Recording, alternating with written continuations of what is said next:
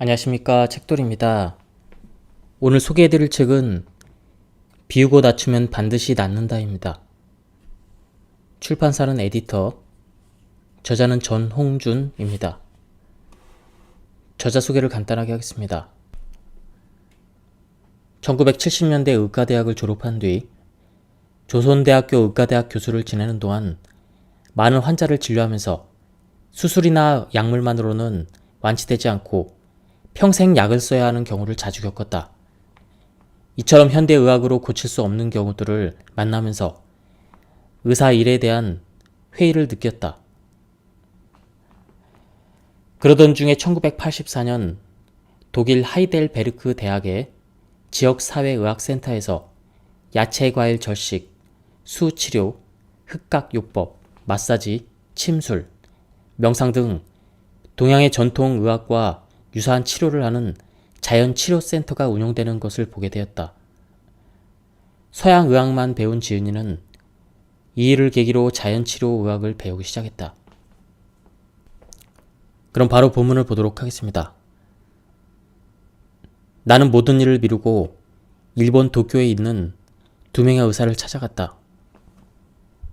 이 방문을 통해서 하나의 큰 가르침을 얻게 되었다. 어려운 난치병은 자연계에서 사람과 사람이 기르는 짐승들에게만 발병한다는 것이다. 이유는 사람만이 자연의 질서에 벗어나 있기 때문이며 자연의 질서로 돌아가면 병은 저절로 낫는다고 했다. 자연치유의 철학적 배경은 전체성 의학, 곧 인간 전체를 치유하는 의학이다. 그 사람의 몸, 마음, 영성이라는 세계 차원에 대한 통합적인 치유를 추구하는 것이다. 책의 첫 번째 이야기는 몸의 치유이고, 두 번째는 마음의 치유, 세 번째가 영성의 치유 편이라고 할 수가 있다. 모든 만성질환은 그 근본 원인이 과식이나 과로, 스트레스 등에 의한 피의 오염이므로 혼탁한 피를 전체적으로 맑게 해독하면 어떤 병이라도 곧 좋아진다. 그리고 자연의 질서에 따르는 삶과 생활 습관을 유지하면 병은 재발하지 않는다. 이처럼 쉽고도 단순하다. 내가 환자들에게 가르치는 치료법은 야생동물들의 섭생법에서 배운 지혜이다. 야생동물들에게는 만성 난치병이 거의 없다. 병 없는 야생동물들과 비교해 볼 때 사람들은 화학물질로 오염된 음식물을 과식하며 낮에 운동은 거의 하지 않고 심신이 과로하며 밤에는 충분한 휴식을 취하지 못한다. 늘 지나친 긴장과 스트레스 속에서 살아간다. 이런 무리한 생활이 피를 오염시키고 만병을 일으킨다.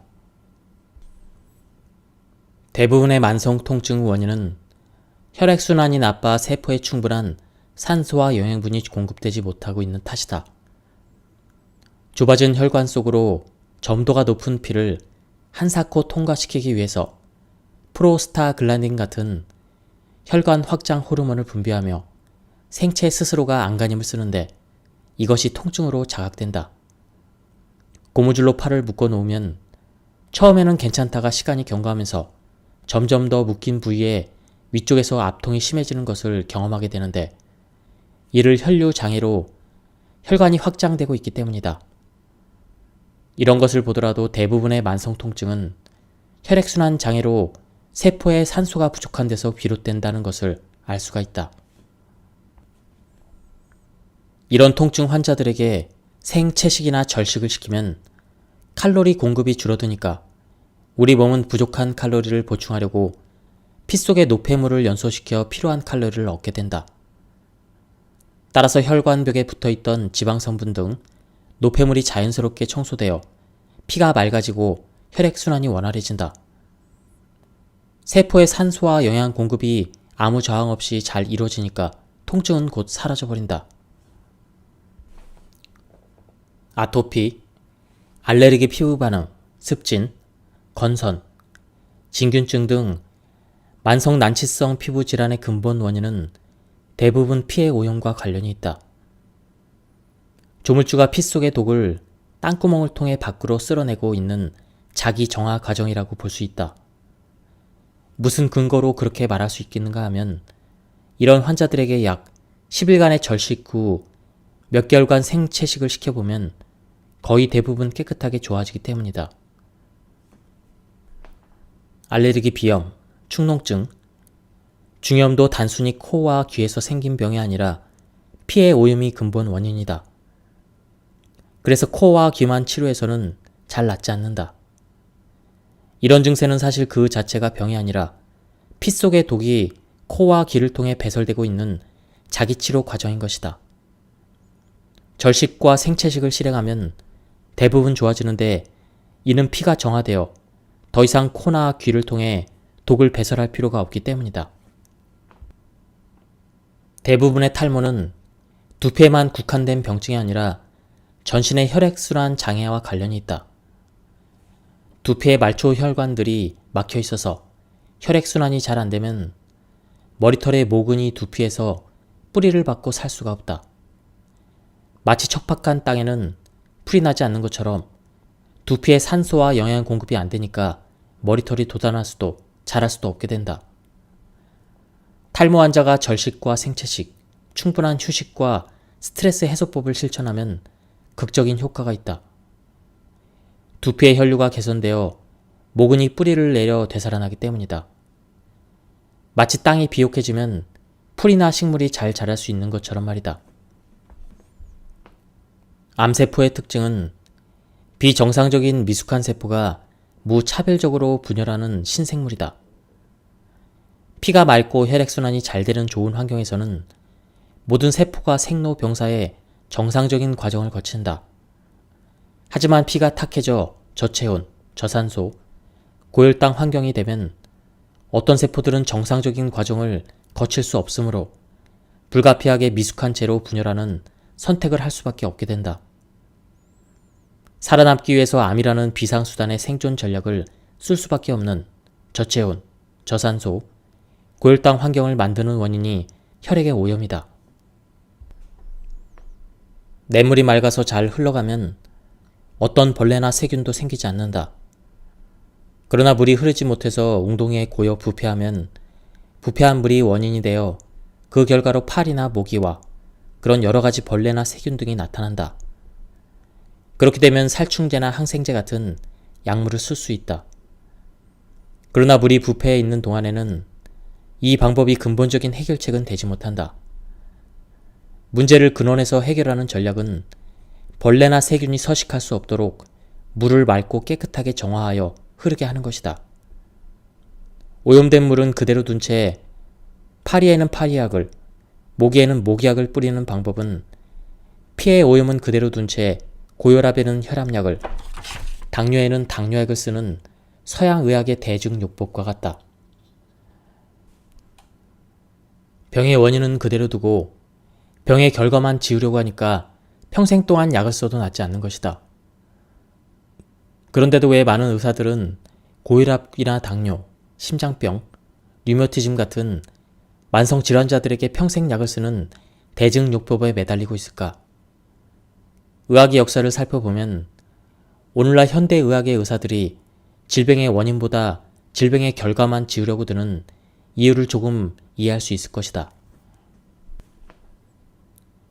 암세포의 세포질 속에는 에너지 생성체인 미토콘드리아의 수가 적거나 활동 능력이 떨어져 있는 것을 볼 수가 있다. 미토콘드리아는 체온이 높고 혈당이 높지 않은 환경에서 산소를 이용해야만 에너지를 생성시킬 수 있다.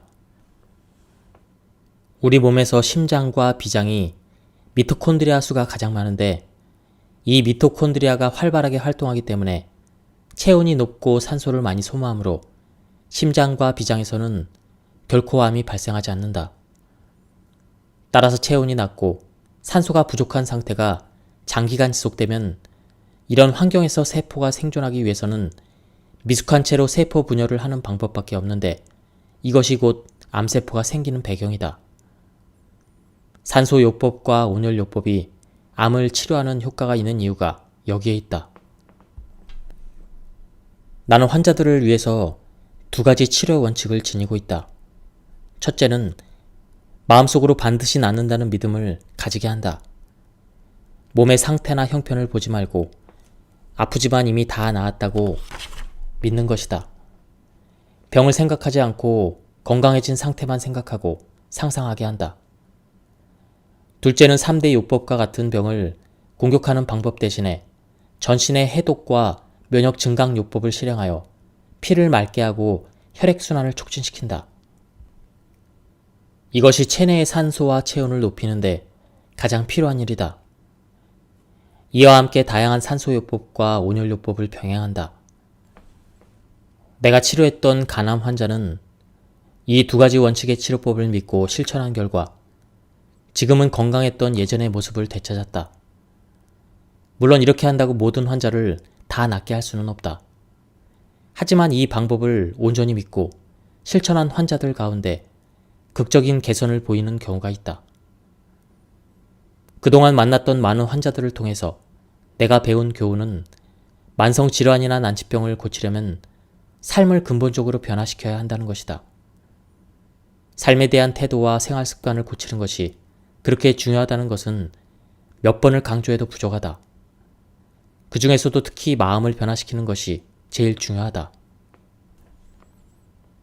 내가 암 환자들을 보살피면서 배운 바를 요약하면 암 환자가 지금 어떤 치료를 받고 있는지 다음과 같은 생활요법, 즉 절식과 생채식을 통한 해독, 그 뒤에 곡식, 채식 위주의 소식, 낮에는 햇볕을 쬐면서 걷기, 밤에는 일찍 자고 충분히 휴식하기, 더운 물 목욕을 비롯한 여러 가지 온열요법, 심호흡이나 나체요법 같은 산소요법, 그리고 병을 보지 말고 이미 다 나았다고 믿고 상상하기, 나아가서 삶의 더 높은 목표를 향해서 도전하기, 이것이 꼭 필요하다는 것이다. 이와 같은 생활요법들은 우리 피를 맑게 해주고 그 맑은 피를 전신에 잘 돌게 하여 결과적으로 전신의 세포에 산소를 충분히 공급하게 해준다. 야생 동물들은 조물주가 지정해 놓은 음식물만 먹는 것으로 알려져 있다. 자연사 박물관에 가보면 소, 말, 코끼리와 같은 초식 동물들은 그 이빨이 풀을 먹도록 맷돌처럼 생겼고, 호랑이나 사자처럼 육식동물의 이빨은 고기를 먹도록 갈고리처럼 생겼다. 이들의 창자 구조와 기능도 서로 다르다. 그래서 그들은 굶어 죽을지언정 절대로 다른 것을 먹지 않는다. 사람들의 치아 구조는 주로 곡식과 채소, 그리고 과일을 먹도록 만들어져 있다. 오늘날 사람들에게 생기는 많은 난치병은 동물성 식품, 화학식품의 과식과 밀접한 관련이 있다. 야생 동물들의 내장을 조사해보면 결코 과식을 하는 일이 없는 것으로 관찰된다. 또한 그들은 상처를 입거나 병증을 느낄 때는 본능적으로 굶는다. 동굴이나 나뭇잎 속에 몸을 감추고 절식과 휴식, 온열요법을 실행하는 것이다. 이렇게 하면 피가 맑아져서 자연 치유가 일어난다. 그러나 사람들은 대체로 지나치게 과식을 하는 습관에 젖어 있으며 절식은커녕 한 끼만 굶어도 큰일 나는 줄로 여긴다. 사람들의 이런 과식 습관이 만병의 근원이 되기도 한다. 야생동물들은 조리하지 않는 자연, 그대로의 생식을 하지만 사람들은 불로 익히고 수많은 화학 첨가물로 조리한 음식을 섭취한다. 이 또한 피를 오염시키는 원인 중의 하나이다. 야생동물들은 옷을 입지 않으므로 피부 호흡이 활발하다. 온전히 자연과 하나가 되어 숨을 쉬고 있는 것이다. 사람들은 지나치게 옷을 두껍게 입고 밀폐된 공간에서 자연과 분리된 삶을 살고 그리고 피부 호흡이 퇴화되어 있다. 그것도 오염된 환경에 노출되어 있어서 체내 산소가 부족해지는 결과를 가져온다. 요약하면 야생동물들은 낮에는 즐겁게 운동을, 밤에는 충분히 휴식을 취하고 음식물은 조물주가 지정한 것만 먹되 그것도 자연식과 소식을 하며 병증이 느껴질 때는 본능적으로 절식을 한다. 그리고 피부 호흡을 통해서 체내 독소를 배출하고 충분한 산소를 취한다. 가장 중요한 것은 야생동물들은 근심과 걱정이 없으며 마음이 온전히 쉬고 있다는 것이다.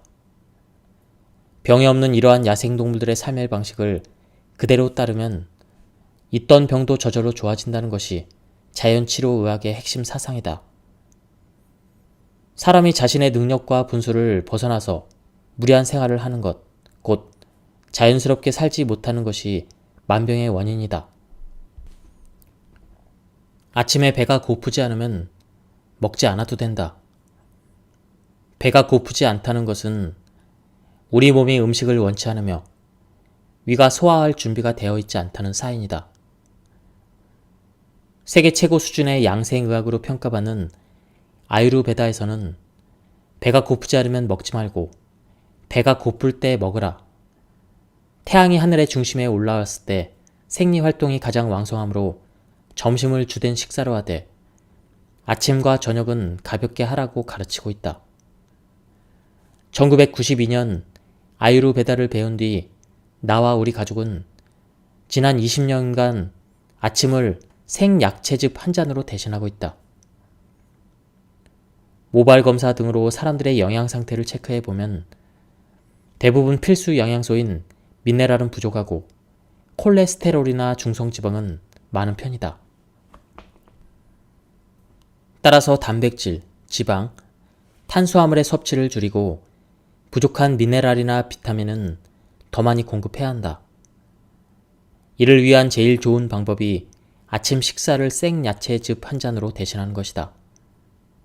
양배추, 케일, 비트, 당근과 같은 생야채를 즙으로 짜서 먹고 필요하다면 사과 등의 과일을 약간 곁들일 수가 있다. 오늘날 우리 건강을 해치는 가장 큰 이유 중 하나는 과식, 영양 과잉과 영양 불균형이다.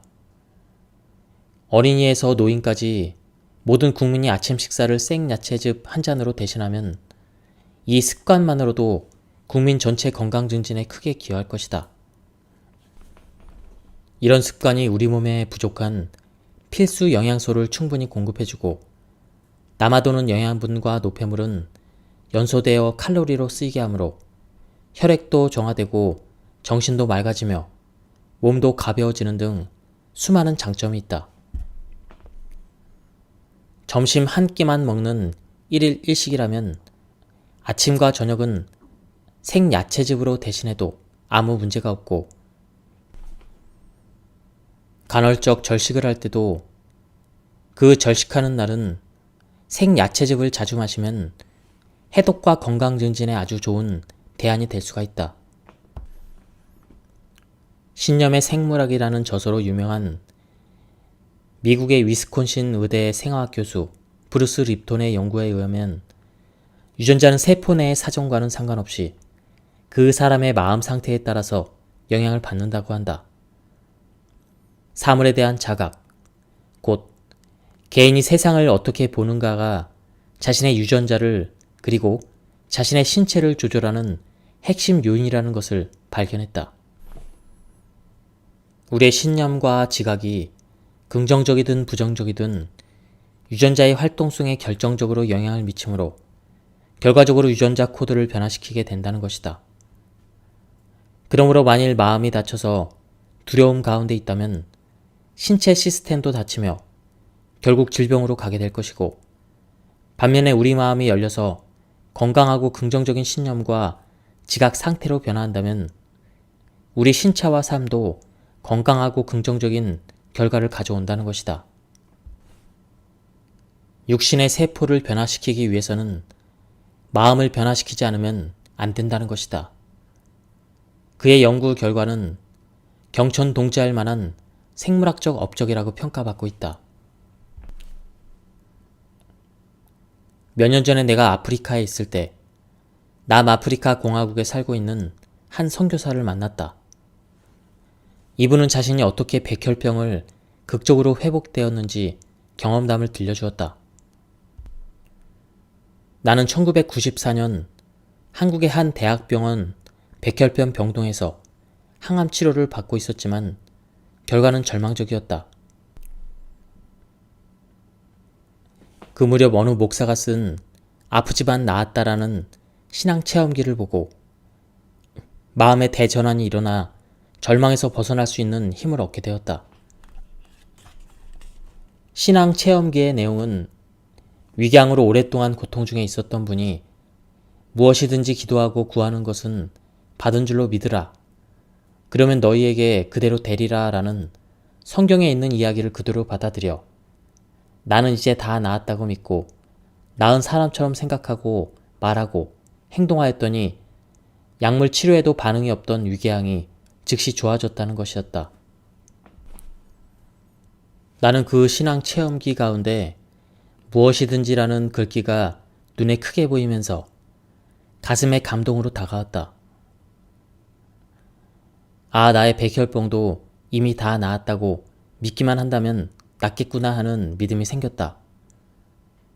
나는 이제 백혈병이 다 사라져서 온전히 건강해졌다라고 믿기로 마음을 먹고 건강한 사람처럼 말하고 행동하였더니 깨끗이 낫게 되었다.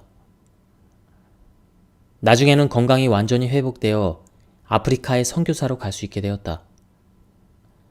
나를 제외하고는 당시 절망적인 심정으로 백혈병 병동에서 함께 치료받았던 10여 명의 다른 환자들은 안타깝게도 모두 병에서 벗어나지 못했다.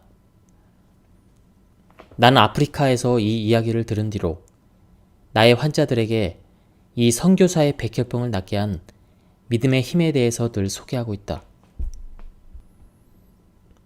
건강 회복에 실패하는 사람들 가운데는 바로 이러한 믿음의 힘이 지닌 비밀을 모르고 있는 사람들이 너무나 많은 것 같다.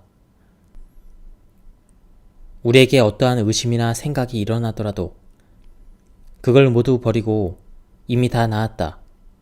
지금은 온전해졌다와 같은 생명의 메시지를 곧이곧대로 받아들여 믿기만 하면 되는 것이다.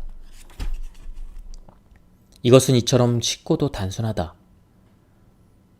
그래서 옛 가르침에 대도는 평이간명이라고 했다. 위대한 진리는 쉽고도 간단 명료하다는 것이다. 따라서 마음의 의학이야말로 생명을 살리는 가장 위대한 의학이라는 것을 알 수가 있다. 나에게는 죄가 없고 병이 없고 죽음이 없다. 내 생명은 영원히 온전케 되었다. 이 말은 우리 한 사람의 내면에 온전히 갖추어져 있는 생명력과 자연치유 시스템의 실상을 사실 그대로 묘사하고 있는 표현이자 마음으로 생명을 살리는 비결이다. 내 눈으로 보기에 내 마음에 죄가 있고 내 몸에 병이 있고 죽음이 있어 보여도 그것은 미숙한 감각기관이 왜곡되어 지각한 결과이다. 나에게 일어나는 생각일 뿐이다. 반야심경에는 우리 육신이나 마음에 일어나는 모든 생각을 비우면 일체의 고통과 재앙이 사라진다고 한다. 곧 꿈을 꾸고 있는 것처럼 거꾸로 잘못 보고 있는 우리의 생각만 떠나버리면 결국은 영원한 자유와 생명에 도달한다는 말이다. 그러니까 불교의 핵심은 나에게서 일어나는 내 생각만 모두 버리고 비우면 나는 죄도, 병도, 죽음도 없는 온전한 생명이라는 것이다. 그런데 이것을 믿고 행하기란 쉽지 않은 것 같다. 나의 진찰실에서 만나본 불교 신자 가운데는 자신의 죄와 병과 죽음이 사실처럼 있다고 믿고 거기에 붙잡혀 있는 사람들이 많았다. 그래서 그들은 자기 힘으로 그것들을 소멸시키려고 맞서 싸우고 있는 것이다. 하지만 사람에겐 그것들과 싸워서 이길 수 있는 힘이 없다. 마음속으로는 나는 어려운 병에 걸려있다.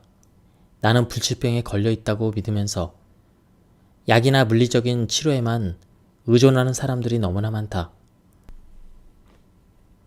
이들은 마치 비극 영화를 그만 보고 싶은 사람이 영사기에는 비극 필름을 그대로 둔 채 스크린의 영상만 지우려고 하는 것처럼 어떤 효과도 없는 것이다. 나에게는 죄와 병과 죽음이 없다. 나는 이제 영원히 온전케 되었다라고 100% 믿기만 한다면 죄와 병과 죽음을 이기기 위해서 투쟁하는 것과는 비교할 수 없을 만큼 아름답게 해결되는 것을 볼 수 있다. 이것은 매우 쉽고도 단순하다. 이는 마치 캄캄한 어두움으로 가득 찬 방에 밝은 빛이 들어와 어둠을 몰아내고 밝은 빛으로 가득 채우는 것처럼 쉽다. 방 안의 어두움을 내 행위와 노력으로 애쓴다고 몰아낼 수 있을까?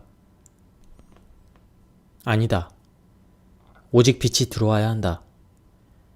이처럼 내 마음에 온갖 의심과 생각의 어두움을 내쫓고 믿음을 세우는 것도 나의 어떤 행위나 노력으로 되는 것이 아니다. 오직 밝은 마음이 나의 어두운 마음의 방에 들어올 때 한순간에 그 어두움은 물러가고 죄도 없고 병도 없고 죽음이 없는 밝은 마음으로 가득 차게 된다. 나의 노력에 따라서 노력한 만큼 조금씩 어두움이 물러가고 빛이 조금씩 들어오는 것이 아니다. 캄캄한 방에 밝은 빛이 들어오면 즉각적으로 어두움이 물러가고 광명으로 가득 차듯 죄와 병과 죽음이라는 어두운 생각도 무죄, 무병, 불사라는 생명의 밝은 마음이 나에게 들어오면 일시에 모든 죄와 병과 죽음이 물러가고 온전한 생명 에너지로 충만하게 된다.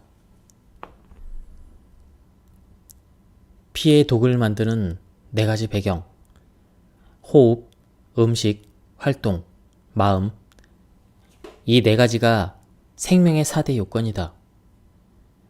이 4가지가 어떻게 잘못되면 피가 오염되고 따라서 만병의 근원이 된다. 첫 번째로 호흡입니다. 많은 현대인들이 긴장되고 바쁜 생활 때문에 숨을 얕고 빠르고 거칠게 쉰다. 배로 숨을 쉬는 것이 아니라 가슴으로 숨을 쉰다. 갓난아이들을 관찰해보면 아랫배로 숨을 쉬고 있는 것을 볼 수가 있다.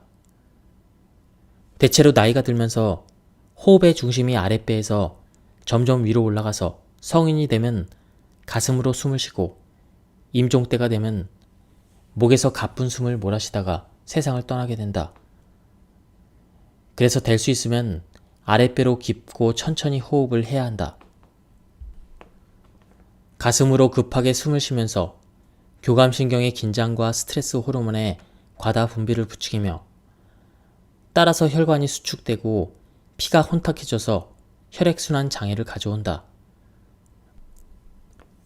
혈압의 상승, 심장 박동수의 증가, 저체온과 같은 불건강 등의 증세들이 이런 식의 과호흡과 밀접한 관계가 있다. 두 번째 원인은 음식입니다. 음식이 어떻게 피의 독을 만들어낼까? 피의 독을 만드는 섭생법은 한마디로 너무 많이 먹는 과식이다. 특히 현대인들이 즐기는 동물성 음식의 과식이 피를 오염시키는 주요 원인이다. 과식을 하면 피 속에 과잉 영양분과 중간대사 산물이 쌓이게 되고 많은 노폐물이 축적된다. 장내에 유익한 미생물들은 약화된다. 자연히 피의 내독소가 형성된다. 세 번째로 활동입니다. 충분한 휴식이 없는 과로. 요즘 사람들은 해야 할 일이 너무 많다. 경쟁사회에서 남과 비교하면서 사는 탓에 욕망도 늘어나고 있다. 그러다 보니 매일 같은 과로를 하고 휴식을 취하지 못한다. 다음은 마음속의 불쾌한 생각, 불편한 감정입니다. 현대인들은 지나친 스트레스 속에서 살고 있다. 스트레스가 많으면 스트레스 호르몬이 과다 분비되고 자율신경의 균형이 깨져서 교감신경이 흥분하게 된다. 교감신경이 흥분하는 것만으로 피 속의 콜레스테롤, 중성지방, 혈소판, 적혈구 등이 많이 생성되므로 피가 끈적끈적해진다. 스트레스 호르몬의 과잉 분비로 혈관이 수축되고 피가 끈적끈적해지니까 혈액순환이 잘 안 되는 것이다. 다음은 피를 맑게 하는 4가지 원리 부분입니다. 첫 번째, 호흡입니다. 숨을 비우고 호흡의 중심을 낮춰라. 들이마시는 숨은 의식하지 말고 숨을 내쉬는 데에만 관심을 갖고 내쉬는 숨을 휴 하고 길게 비우는 것이다. 이처럼 숨을 내쉬면서 비우기를 거듭하면 호흡의 중심이 저절로 아랫배로 내려가게 된다. 얕고 급하고 거칠게 쉬는 과호흡은 숨쉬는 중심이 가슴 위쪽으로 올라가면서 피가 오염되는데, 그에 반해서 내쉬는 숨을 길게 비우면 호흡의 중심이 아랫배로 내려가면서 피가 맑아진다. 솜털을 코 끝에 가까이 대도 움직이지 않을 만큼 고요하게 천천히 숨쉬기를 하면서 뇌에 쉴 때마다 하나 하고 또 들이마신 뒤에 천천히 내쉬면서 둘 하는 식으로 숨을 내쉴 때마다 호흡의 숫자를 헤아린다. 두 번째로, 음식입니다. 과식하여 창자를 가득 채우는 것이 피를 오염시키는 원인인데 반해서 창자를 비우고 음식의 양을 낮추는 것이 피를 맑게 하는 비결이다. 과식이 피를 오염시켰으니까 피를 맑게 하려면 적게 먹으면 된다. 더 적극적으로는 며칠 동안 절식을 하면 웬만한 병은 모두 좋아진다.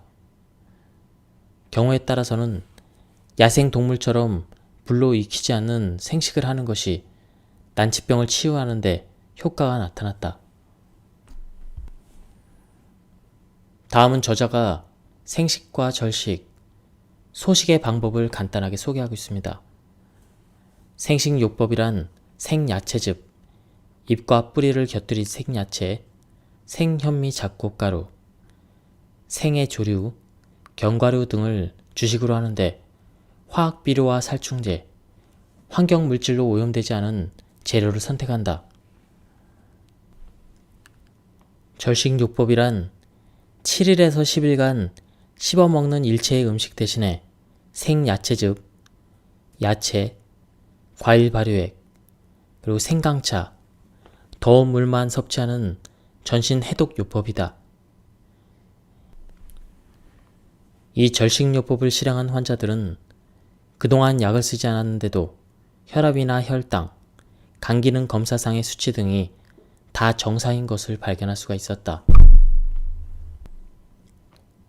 지나친 욕망과 과로도 피를 오염시키는 원인이므로 욕망을 비우고 심신을 쉬게 하는 것이 피를 맑게 하는 해결책이다. 제일 좋은 운동은 걷는 것이다. 햇볕을 쬐이며 숲길을 걷는 것이 좋다. 천천히 걸으며 숨을 길게 내쉬는 호흡법을 함께 하는 것도 좋다. 기분 좋을 만큼 적당히 걷는 것이다. 운동을 무리하게 하여 즐거워야 할 운동이 과로가 되어서는 안 된다. 삶의 목적은 기분 좋게 사는 것이 아니겠는가. 그래서 운동과 휴식도 기분 좋을 만큼 균형을 맞추는 것이 좋으며, 운동이 휴식처럼 즐거움을 줄 때 효과가 있다.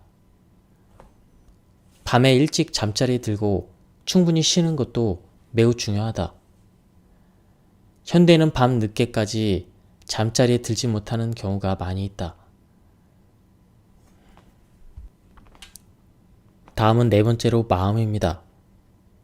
생각을 비우고 나를 낮추어라. 마음이 유쾌하지 못한 생각들로 꽉 차 있는 상태가 스트레스이며, 이런 스트레스가 피의 오염과 불건강의 주요 원인이라고 했다. 생각을 비우고 나를 낮추려면 마음의 방향을 내면으로 돌이켜야 한다. 그리고 생각이 누구에게서 일어나는가, 이것을 묻고, 또 나라는 생각은 어디에서 일어나는가, 이것을 계속 물으면 모든 생각이 비워지고 나는 저절로 낮추어지게 된다. 이것은 이처럼 쉽고도 단순하다. 그리고 무엇이든지 이루고자 원한다면 그것이 이미 이루어졌다고 믿고 이루어진 모습을 마음의 눈으로 보는 것이다. 예, 지금까지 이 책에 대한 리뷰를 모두 마쳤습니다. 이 책은 자연 치유에 대해서 쓴 한국 책 중에서는 가장 좋은 책 중에 한 권인 것 같습니다. 한번 구해서 읽어보실 것을 추천드립니다. 예, 여기서 리뷰를 마치도록 하겠습니다. 감사합니다. 안녕하십니까, 책돌이입니다. 오늘 소개해드릴 책은 나를 살리는 생명 리셋입니다. 저자는 전홍준, 출판사는 서울 셀렉션입니다. 저자 소개를 간단하게 하겠습니다. 전홍준, 조선대학교 의과대학 졸업, 광주 기독병원 외과 수련, 성골룸 반병원 외과 과장, 조선대학교 의과대학 교수, 미국 위스콘신대 의사학과 연구교수, 한서대 건강증진대학교 교수, 차의과대학교 통합의학대학원과 조선대 보건대학원 초빙교수를 역임하였다. 그럼 바로 본문을 보도록 하겠습니다. 삶의 기본이 태초의 자연으로 돌아가면 대부분의 병은 쉽게 낫습니다. 우리는 이러한 지혜를 의학의 역사를 통해 배울 수가 있습니다. 인류의 문명사를 돌아볼 때 사람들에게 병이 없던 시대가 있었습니다. 수렵 채집 시기입니다. 그 당시에는 코로나 같은 전염병이 없었고 고혈압, 당뇨, 비만, 암 같은 만성 난치병은 더더군다나 없었습니다. 그 시대 인류는 맨발로 흙을 밟고 햇볕을 쬐며 돌아다녔습니다. 먹을거리는 주로 흙에서 나는 식물이었고 날이 어두워지면 깊은 숙면을 취했습니다. 과로와 긴장과 스트레스가 별로 없었습니다. 인류 태초의 유전자는 오랫동안 이런 환경과 생활 양식에 적응해왔기 때문에 유전자의 손상이나 변질이 일어나지 않아 병이 없었습니다. 유전자란 인체의 설계도이자 생리 기능의 프로그램입니다. 질병의 관점에서 보자면 재앙은 농업 목축 시대부터 시작되었습니다.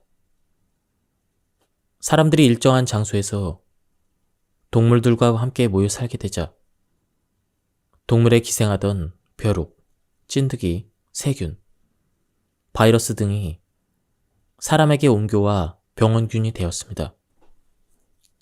사스, 메르스, 에볼라, 코로나 같은 바이러스도 박쥐, 돼지, 낙타 같은 동물에게 기생하다 사람에게 감염된 인수 공통 병원체입니다. 산업혁명기에 들어와서 낫기 어려운 난치병들이 폭발적으로 발병하게 되었습니다. 역설적이게도 문명이 발달할수록 의학이 발전할수록 환자 수는 더 많아지고 병은 더 잘 낫지 않게 되었습니다. 사람의 육체적인 환경은 사육동물처럼 콘크리트 공간에 갇혀서 햇볕이나 흙과는 멀어지고 먹는 음식도 대부분 자연과 멀어졌습니다. 사람의 마음의 환경도 천지 만물과 화목을 이루지 못하고 분노, 두려움, 절망 따위의 두려움에 잡히게 되었습니다. 빠른 속도로 발전하는 문명을 인간의 유전자가 따라가지 못하게 되어 환경과 유전자 간에 갈등이 생긴 것입니다. 이런 부조화가 유전자의 손상과 변질을 초래하여 온갖 병으로 발전하게 되었습니다. 곧 사람이 문명을 만들고 문명이 병을 만든 것입니다. 병에서 벗어나려면 손상되고 변질된 유전자가 복구되도록 태초의 자연 환경으로 돌아가야 합니다.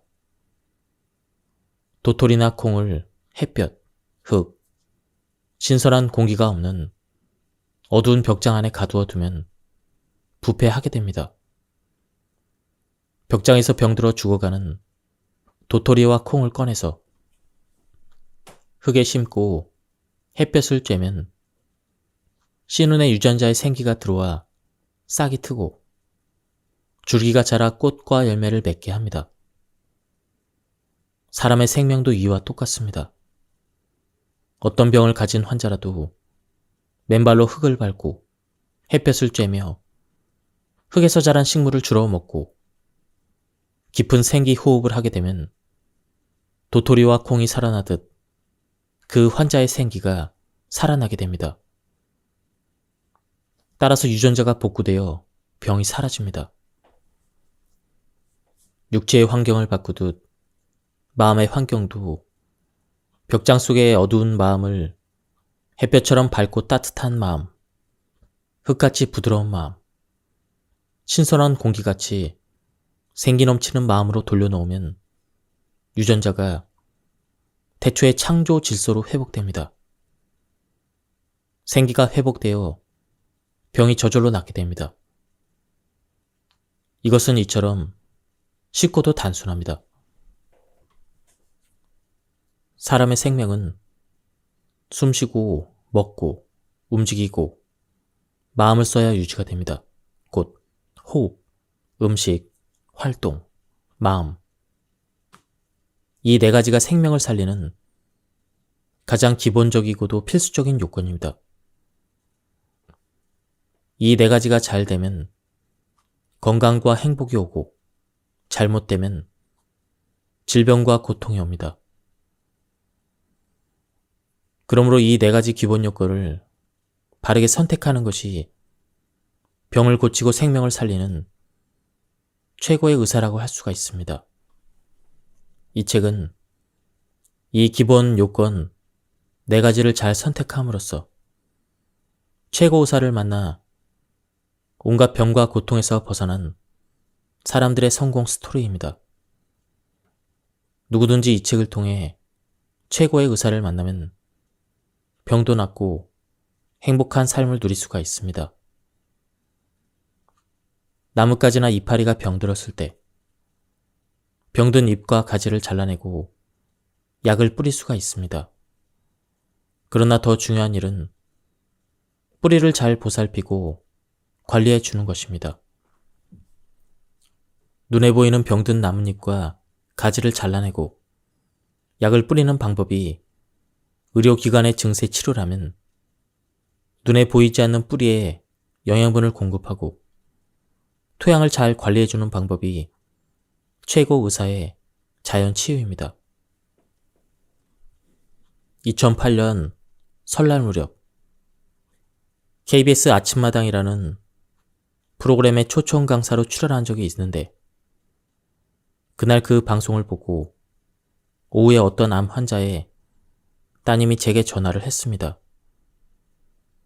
자기 어머니가 80세인데 암 수술을 받고 항암 치료와 방사선 치료를 했는데도 점점 악화되어 암센터에서는 더는 할 게 없다며 병원에 오지 말라고 했다는 것입니다. 자기 어머니 같은 그런 분도 무슨 길이 있겠나며 문의해온 것입니다. 그런 분에게 무슨 길이 있겠습니다마는 한 가지를 물어보았습니다.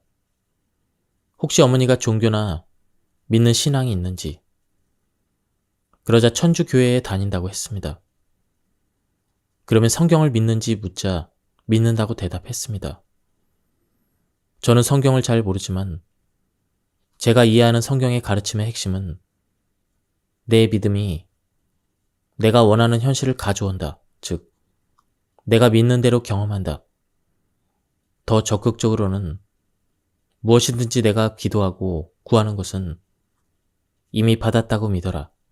그러면 그렇게 되리라 라고 쓰여 있으며 무엇이든지, 즉 난치병이라도 나았다고 믿으면 낫게 된다는 뜻입니다. 그러니 어머니께 다 나았다고 믿으시고 담대하게 일어나 걸으시라고 했습니다. 속담에도 누우면 죽고 걸으면 산다라는 말이 있고, 예로부터 내려오는 가르침 중에는 인명은 제천이요 병불사 약불생이라, 즉 사람의 목숨은 하늘에 달려있으니 병이 있다고 죽는 것도 아니고 약이 사람을 살리는 것도 아니다라는 말이 있지 않습니까? 그래서 채소나 과일이나 통곡물 위주의 식사를 하고 담대하게 다 나았다고 그런 마음으로 믿고 걸으시라고, 그러면 낫게 된다고 이야기를 해주었습니다. 제가 그런 말을 한 것은 따님을 위로하기 위한 것으로 저 역시 그 어머니가 나을 거라는 믿음은 없었습니다. 오히려 100% 사망할 거라는 믿음이 있었습니다. 그동안 그런 환자가 살아난 것을 한 번도 본 적이 없었기 때문입니다. 그 후에 그 일을 잊고 지냈는데 10개월이 지난 크리스마스 무렵에 그 따님이 큰 선물 보따리를 들고 우리 병원에 찾아왔습니다. 어머니가 거의 다 좋아졌다는 것이었습니다. 저는 깜짝 놀랐습니다. 어떻게 됐냐고 묻자 어머니가 다 나았다고 믿고 일어나 걸으라, 누우면 죽고 걸으면 산다라고 한 말을 그대로 따라서 했다고 합니다. 잘 앉지도 못하고 일어설 수도 없는 상태였는데 천장에 줄을 매달아 그것을 붙잡고 일어섰다고 합니다. 또 햇볕을 쬐면서 맨발로 땅을 밟으며 걷는 게 좋다는 이야기도 들었다며 밖에 나가서는 나무에 밧줄을 매달아 그것을 붙잡으며 햇볕을 쬐면서 맨발로 땅을 밟고 제자리 걸음을 하셨다고 합니다. 그렇게 하면서 다 나아서 감사합니다, 영생을 얻어서 감사합니다라고 수없이 말했는데 실제로 좋아졌다는 것입니다. 어떻게 이런 기적 같은 일이 일어날 수 있을까요? 이것은 우연한 기적이 아니라 누구에게나 가능하다는 것을 보여준 사건이었습니다. 우리가 흔히 보는 우리의 갇혀있는 집돼지는 조물주가 만든 돼지가 아닙니다. 원래 조물주가 만든 돼지는 산에 있는 야생돼지, 멧돼지와 같았습니다. 사람이 기른 집돼지와 산에 사는 야생돼지는 모양이 다릅니다. 어떻게 다를까요? 야생돼지는 다리가 길어서 잘 달립니다. 하지만 집돼지는 우리에 갇혀 지내다 보니 다리세포를 재생시키는 유전자가 꺼져서 다리가 짧고 잘 달리지 못합니다. 야생돼지는 배가 홀쭉해 잘 달리지만 집돼지는 배가 뚱뚱해서 잘 달릴 수가 없습니다. 비만 조절 유전자 스위치가 꺼져버린 것입니다. 야생돼지는 몸의 털이 무성해서 더위와 추위를 피하는 데 유리하지만 집돼지는 탈모로 털이 거의 없습니다. 모발재생 유전자가 꺼져버린 것입니다. 야생돼지는 돼지 열병과 같은 병에 걸려도 죽는 일이 거의 없지만 집돼지는 돼지 열병에 걸리면 치사율 100%로 거의 다 죽습니다. 병을 이기는 면역 세포 유전자가 다 꺼져버렸기 때문입니다. 사실 집돼지와 야생 돼지의 유전자는 원래 같습니다. 그러나 멧돼지를 우리에 가두면 어떻게 되겠습니까? 콘크리트 공간에 가둬서 햇볕을 받지 않게 하고 땅을 밟지 못하게 하고 스트레스를 주고 화학식품인 가공사료를 먹인다면 어떻게 되겠습니까? 멧돼지는 햇볕 아래 땅을 밟고 돌아다니며 자연에 있는 것을 그대로 먹고 스트레스가 별로 없으므로 유전자가 제대로 작동하는 것입니다. 오늘날 사람들이 앓고 있는 대부분의 병도 이러한 육체적인 환경과 깊은 관계가 있습니다. 콘크리트 공간에 갇힌 돼지처럼 햇볕을 쬐지 못하고 땅도 밟지 못하고 자연에 있는 것을 먹지 않고 사료처럼 가공된 음식을 먹고 스트레스와 갈등이 많은 생활을 하다 보니 거의 모든 건강유지 유전자가 제대로 작동하지 못해서 병이 생기는 것입니다. 닭이나 돼지 같은 동물은 육체 환경만 바뀌어도 유전자가 복구됩니다. 사람은 육체 환경을 바꾸는 것만으로는 잘 되지 않습니다. 집돼지들을 산에 풀어놓으면 멧돼지가 될까요? 3세대가 지나면 다 멧돼지가 됩니다. 3세대란 돼지가 잉태하여 석 달 만에 새끼를 낳고 그 새끼가 다시 새끼를 낳고 다시 그 새끼가 새끼를 낳으면 3세대로 약 2년 가까이 되면 거의 대부분 멧돼지가 됩니다. 그런데 사람은 육체 환경을 바꾸는 것뿐만 아니라 마음의 환경도 중요합니다. 마음의 환경에 관한 좋은 예로 코끼리 상아 이야기가 있습니다. 요즘에는 상아가 없는 코끼리가 많아졌다고 합니다. 그동안 밀렵꾼들이 상아를 채취해서 팔아먹으려고 코끼리를 많이 죽여버렸다고 합니다. 특히 모잠비크 같은 곳에서는 내란이 일어나면서 군사 자금 때문에 코끼리 사냥을 많이 했다고 알려져 있습니다.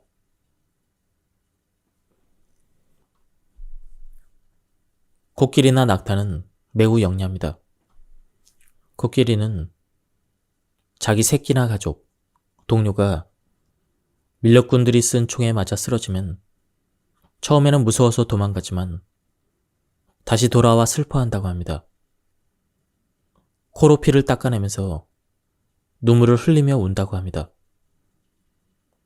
그런데 죽은 코끼리한테서 상아가 사라진 것을 보면서 영리한 코끼리들에게 상아가 있으면 총에 맞아 죽겠구나. 나와 내 새끼들에게 상아가 없어야 되겠다. 이런 믿음이 생긴 것입니다. 유전자는 자연에서 떠나 우리의 가치는 육체 환경 변화로도 변질되지만 더 중요한 것은 마음의 환경. 마음에 내가 무엇을 믿느냐에 따라 변질된다는 사실을 알 수가 있습니다. 남과의 갈등, 자신과의 갈등이 있고 화목이 잘 안 돼 미워 죽겠다. 기가 막혀 죽겠다. 살맛이 안 난다. 죽어버리고 싶다 같은 생각을 하면 유전자는 즉시 이러한 생각에 정확하게 반응합니다. 마치 코끼리가 상아가 없으면 좋겠다는 믿음을 가지면서 상아를 재생시키는 유전자 스위치가 바로 꺼졌단 말입니다. 살맛이 안 난다. 사는 재미가 조금도 없다. 죽어버리고 싶다. 이런 생각을 하면 암을 잡아먹는 T세포나 NK세포를 관장하는 그런 유전자는 몸의 주인이 별로 살고 싶어 하지 않는구나. 죽고 싶어 하는구나. 이렇게 여겨서 그렇게 하도록 도와주기 위해 암이 있어도 잡아먹지 않게 된다는 것입니다. 암을 잡아먹는 면역세포 유전자의 스위치를 꺼버리는 것입니다. 이것이 의학적으로 증명되었습니다. 앞에서 KBS 아침마당을 보고 연락해왔던 80세 어머니 이야기로 돌아가면 그 환자가 어떻게 좋아졌습니까? 그분은 대학병원에서 수술도 하고 항암 치료와 방사선 치료도 계속했는데 왜 해결이 안 됐을까요? 암을 억제하는 유전자 스위치가 꺼져 있었을 것입니다. 그래서 암을 잡아먹는 T세포나 NK세포가 일을 하지 않은 것입니다. 하지만 그분이 육체적인 환경을 어떻게 바꿨을까요? 방에 계속 누워만 있었는데 이제 환경을 바꿔서 밖에 나가 땅을 밟으며 햇볕을 쬐고 계속 걸었고 땅에서 나는 자연 식물 위주로 먹는 등 육체적 환경을 집돼지를 산에다 풀어준 것처럼 바꾸었습니다. 마음의 환경은 어떻게 바꾸었습니까? 그분은 이전에 나는 암 환자다. 치료를 받아도 계속 나빠진다는 믿음을 가지고 있었고 곧 죽을지도 모르겠다라고 믿었는데 마음을 바꿔서 아니다. 나는 다 나았다. 나는 영생을 얻었다라고 믿기로 했습니다. 그분이 자기 신념을 죽을지도 모른다 해서 나는 다 나았다로 이미 영생을 얻어서 죽지 않는다는 쪽으로 바꾸니까 T세포나 NK세포가 아, 주인이 살겠다고 하는구나. 이제 암을 잡아먹자. 이렇게 되었다는 뜻입니다. 어떻게 이런 기적이 일어나는지 우리는 이 환자를 통해서 볼 수 있었고 후속 유전학 역시 이처럼 사람의 육체의 선택과 마음의 선택을 어떻게 하느냐에 따라 유전자 변화가 된다는 것을 가르쳐 주었습니다. 이는 매우 쉽고도 단순한 방법입니다. 자연으로 돌아가서 집돼지가 야생 돼지가 되고 나는 죽을 병에 걸렸다라는 생각을 버리고 나는 이제 다 나았고 이미 생명을 얻었다라는 쪽으로 마음을 바꾼 것입니다. 이분에게 일어난 일이 우연히 일어난 기적이 아니라 누구에게나 일어날 수 있다는 것을 보여주는 사례들이 그 뒤로도 많이 있었습니다. 다음은 해외에 거주하고 있던 말기암 환자 2분을 치료한 사례입니다. 이 2분은 코로나 상황 때문에 한국에 올 수 없어서 화상 통화로만 제 안내에 따라 그대로 실천했는데 기적같은 치유를 얻게 되었습니다. 이분들이 실천한 주요 내용은 1. 음식 현미 생식과 생채소, 생과일즙을 매일 10컵 이상 마시기 통곡식, 즉 현미 채식 위주의 식사, 커피 관장 3회 이상. 다음은 운동입니다. 햇볕을 쬐며 맨발로 걷기를 하루 5시간 이상 하며 다 나아서 감사합니다. 온전케 되어서 감사합니다 라고 반복해서 말한다. 3번째, 마음 부분입니다. 다 나아서 건강하다. 영원히 온전케 되었다고 단정적으로 믿고 말하는 것입니다. 병원에서 완치 판정을 받고 뛸 듯이 기뻐하는 모습을 상상한다. 4번째, 깊은 호흡과 함께 건강하게 활동하는 모습을 이미지로 상상하고 속삭이며 말하기 등이 있었습니다. 우리가 햇볕을 쬐며 산소를 받아들이고 탄수화물을 먹으면 우리 몸은 불을 떼서 전기를 만드는데 사람은 전기의 힘으로 삽니다. 심전도, 뇌파검사, 근전도 같은 검사도 육체에 흐르는 전기적 작용을 이용한 진단 방법입니다. 이처럼 불을 떼서 전기를 만들고 나면 부산물이 생깁니다.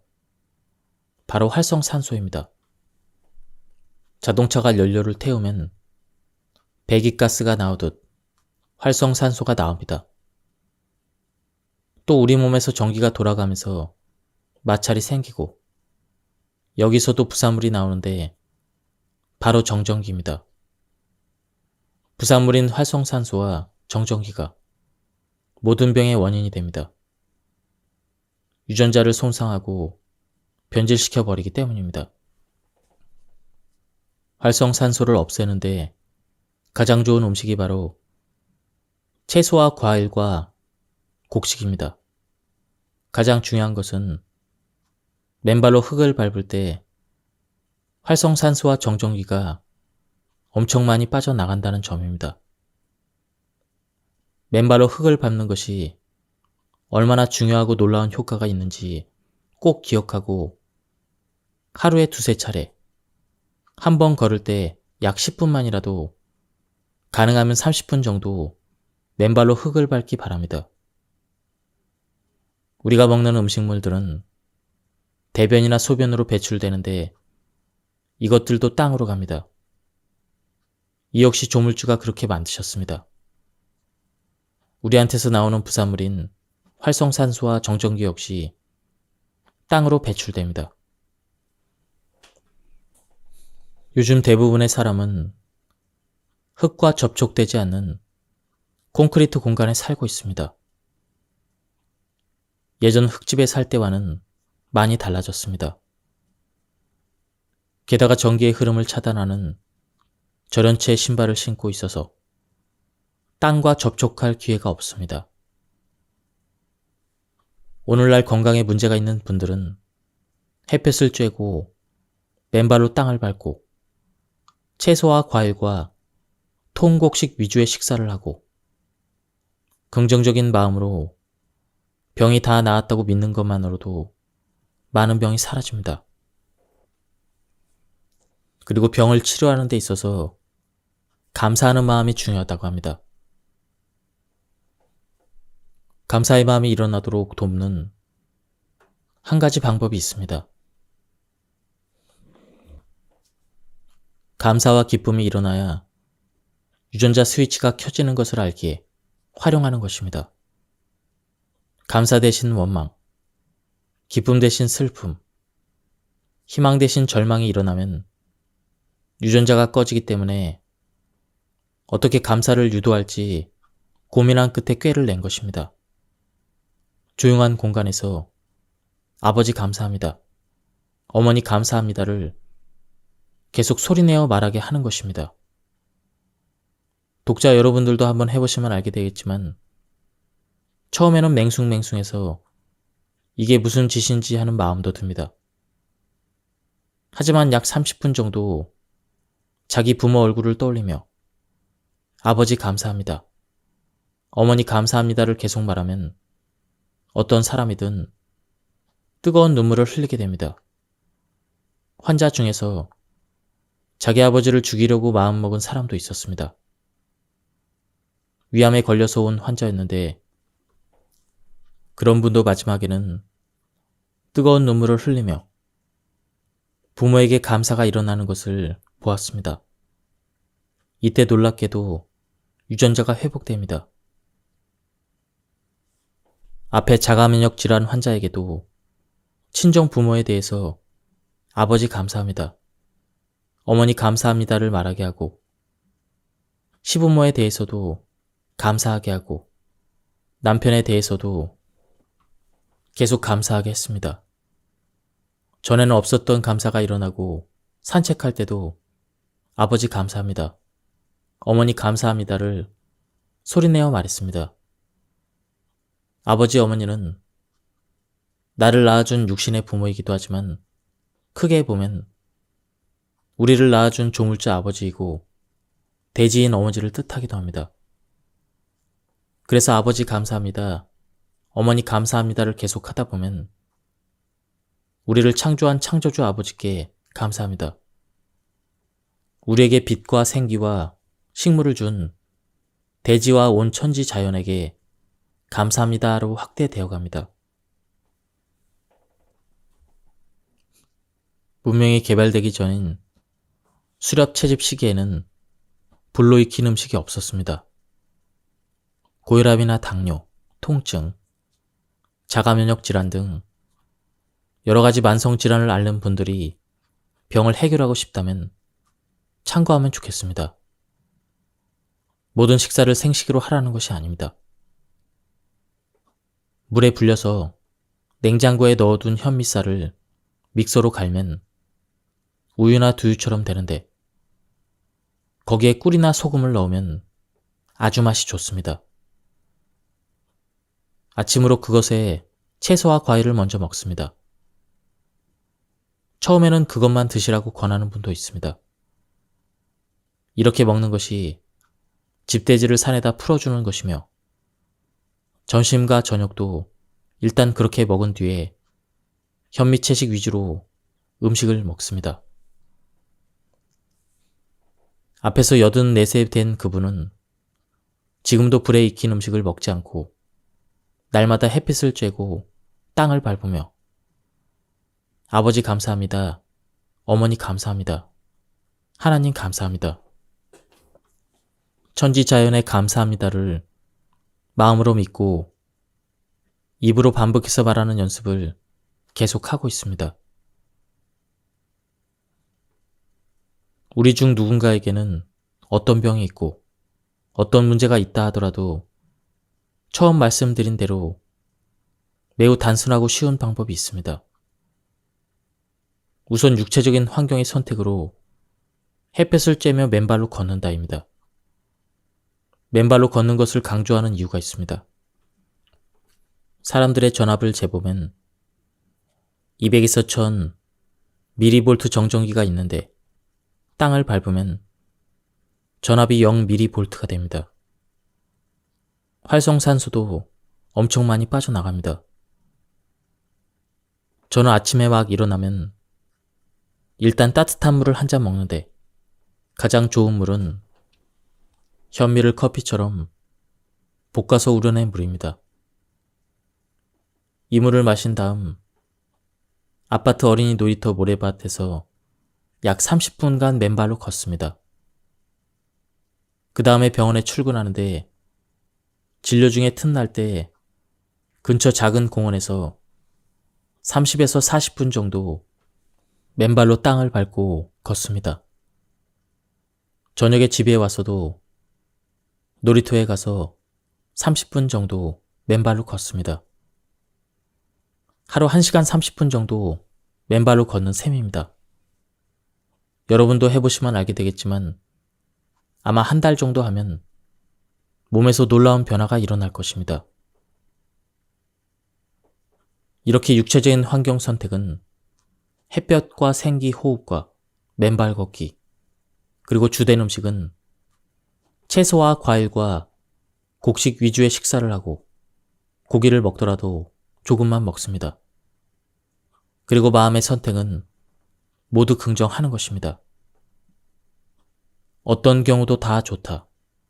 이렇게 긍정을 선택하면 오늘날 같은 코로나 바이러스나 어떤 병도 걱정할 필요가 없고 날마다 기쁨과 감사가 저절로 일어나는 행복한 삶을 누리게 되리라 믿습니다. 혈압약을 드시는 분들에게 뇌경색이 많이 온다는 것은 알고 계시죠? 왜 뇌경색이 올까요? 혈관이 깨끗하고 피가 잘 흘러가면 심장이 왜 압력을 높이겠습니까? 피가 오염되어 끈적하며 노폐물이 많고 혈관에 때가 많이 끼어서 통로가 좁아졌는데 그 좁은 통로로 끈적끈적한 피를 내보내다 보니 불가피하게 혈압을 높이는 것입니다. 몸의 항상성을 유지하기 위해 스스로 몸을 살리기 위해서 그렇게 하는 것입니다. 그래서 고혈압은 병이 아니라 인체 스스로 취하는 좋은 치료라고 볼 수 있습니다. 그런데 혈압약을 먹게 되면 몸이 스스로 치료하는 걸 방해하는 꼴이 됩니다. 피를 머리끝까지 계속 돌려야 하는데 압력이 떨어져 뇌 혈관의 피 돌림이 잘 안 됩니다. 그러면 피 찌꺼기가 쌓여서 뇌 경색이 옵니다. 그런데 많은 의사는 왜 계속 혈압약을 먹으라고 할까요? 이 의사들은 좋은 의도로 혈압약을 줍니다. 심장이 죽을 듯 압력을 높여서 과로하고 있는데 이를 방치하면 심장이 망가지거나 높은 압력이 혈관 벽을 때려서 동맥 경화를 악화시키거나 높은 압력을 이기지 못해 뇌에 혈관이 파열되어 뇌출혈이 오는 것을 예방할 목적으로 혈압약을 먹게 하는 것입니다. 하지만 혈압약을 반대하는 의사들은 혈압약으로 뇌에 경색이 오게 되고 말초 혈관의 피 돌림을 방해하여 신장이 나빠지고 전립선 비대, 만성 통증과 같은 여러 가지 병증이 오게 되므로 혈압약을 주의하라는 것입니다. 고혈압의 근본 원인은 피의 오염입니다. 그래서 피를 맑게 하는 방법을 써야 되는데 저희가 의과대학을 다닐 때 혈관을 깨끗하게 만들고 피를 맑게 하는 것에 관해서 배운 적이 없습니다. 암도 마찬가지입니다. 우리 몸에 독이 많이 쌓이면 말초 혈관이 막혀서 세포 내 산소와 영양소가 부족하고 체온이 떨어져 세포들이 정상적으로 성장하거나 생존할 수 없습니다. 이때 미숙한 어린 세포가 생존을 위해 무차별적으로 분열하게 되는데 이것이 암입니다. 자연스러운 음식을 먹지 않고 마음을 다스리지 못해서 내 몸의 세포를 춥고 배고프게 만드니까 세포가 생존을 위해서 분열한다는 점을 본다면 암은 병이 아니고 악조건에서 살아남기 위해 몸부림치고 있는 것입니다. 그러나 많은 의사들은 암이 나쁜 것이니까 무차별적으로 공격해야 된다고 합니다. 공격해서 깨끗이 없애면 좋겠지만 그게 잘 되지 않습니다. 이처럼 질병을 보는 관점에서는 여러 가지가 있는 것입니다. 지금 여기 내 인생이라는 영화에서 상영되는 두려움과 좌절과 질병에 관한 필름을 어떻게 건강 회복과 삶의 희망과 행복에 관한 필름으로 바꿀 수 있을까요? 저는 아바타 프로그램 중에 몸 돌보기 훈련을 가르쳐 드렸습니다.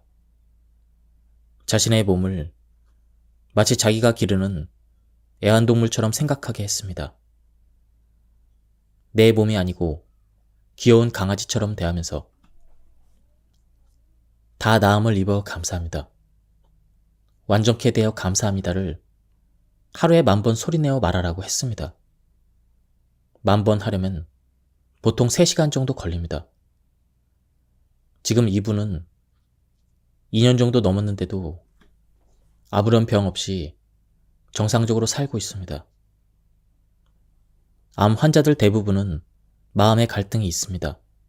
그 갈등의 핵심은 한마디로 두려움과 분노입니다. 두려움과 분노를 해결하는 방법으로 화해와 축복의 산책이라는 아바타 프로그램이 있습니다. 기적적인 효과가 있는 방법입니다. 과거부터 지금까지 자기 삶에서 지녔던 두려움과 분노가 동기가 된 생각과 말을 속삭이고 그 다음 모든 대상을 축복하게 하는 것입니다. 과거의 생각이나 사건은 다 잊어버리고 현재 눈에 보이는 경치와 소리와 세상 만물을 다 곱고 감사하게 보면서 마음을 바꾸는 기술입니다. 이 기술을 활용하면 내 마음속의 갈등, 두려움이나 분노, 슬픔이 사라지고 모든 사람을 축복하며 천지만물, 보이는 것이나 들리는 것 모두를 아름답게 여기고 감사하는 마음이 회복됩니다. 산책을 마치고 집에 돌아오면 아까 했던 말, 완전하게 다 나아서 감사합니다를 되풀이합니다. 암에 걸린 내 육체를 있는 그대로 사랑하고 감사하는 것입니다. 그리고 말로 다 나았고 완전하게 됐다고 이야기합니다. 내가 영적인 존재로 기능하게 될 때 놀라운 치유가 일어납니다. 저도 기적이 일어나는 걸 여러 번 보았습니다. 지금까지 이 육체와 이 육체가 좋아하고 싫어하고 판단하는 마음을 나라고 여겼습니다. 그런데 내가 영적인 존재임을 알게 되면 내 영과 내 육체를 하나의 경치처럼 대상으로 볼 수 있게 됩니다. 바닥에 놓인 드럼통에 내가 들어가 있다고 상상해 보세요. 이제 그 드럼통을 굴려보십시오. 잘 굴러갑니까? 잘 굴러가지 않을 것입니다. 이제 드럼통에서 나오십시오. 다시 드럼통을 굴려보세요. 살짝만 밀어도 드럼통은 쉽게 굴러갈 것입니다. 우리도 이와 같습니다. 우리는 드럼통 속, 즉, 내 몸이나 마음 속에 평생 갇혀 살고 있습니다. 여기서 빠져나와 드럼통을 바라봅시다. 나는 완전히 한정없는 영적인 존재이며 자유자재로 몸과 마음을 드럼통 굴리듯 다룰 수가 있습니다. 그때 무한한 능력이 생겨납니다.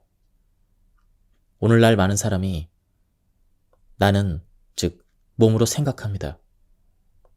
그래서 이 몸뚱이가 죽을까봐 벌벌 떨며 잠도 이루지 못합니다. 이제 우리는 나라는 존재가 진짜 무엇인지 깊게 생각해 봐야 합니다. 나는 어떤 존재인가 하는 것은 우리 인류 역사에서 궁극의 탐구 목표였습니다.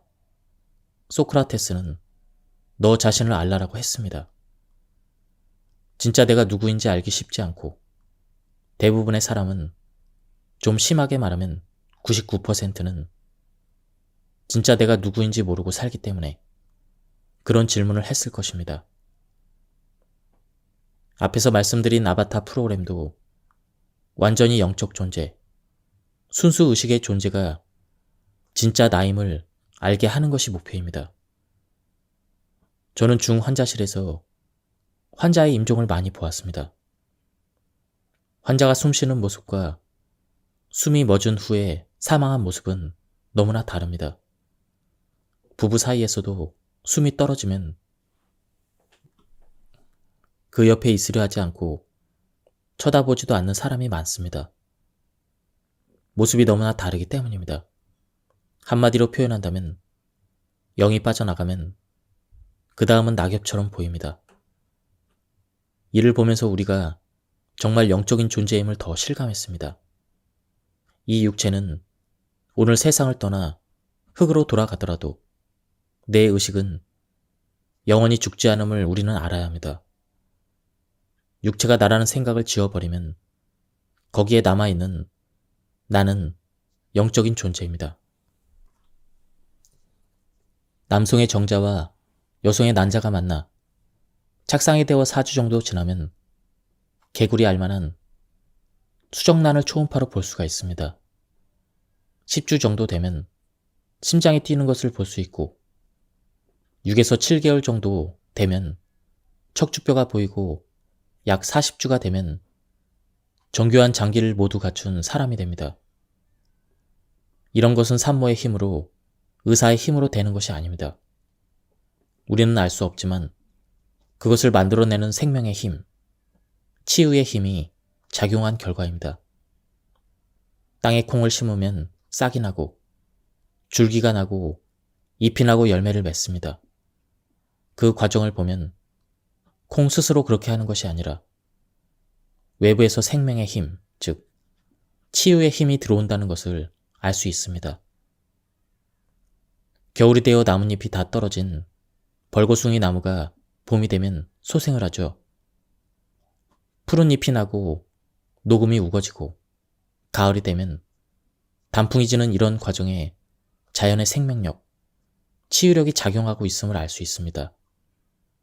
이런 이야기를 하는 이유는 무엇이 환자들의 병을 낫게 하는지가 중요한 것이 아니라 병 자체를 낫게 하는 치유의 힘이 어디서 오는지를 정확하게 알고 그 치유의 힘을 믿는 것이 얼마나 중요한지를 생각해야 되기 때문입니다.